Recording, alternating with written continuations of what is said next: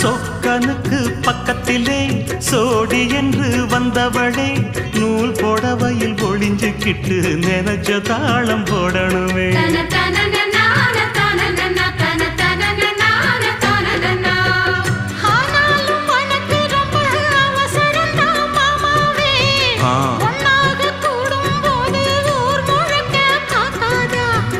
பார்த்தாலும் தவறு இல்ல பனியுறங்கும் ரோசாவே உன்னால சொத்த வச்ச மூக்குலதான் வைக்காதா.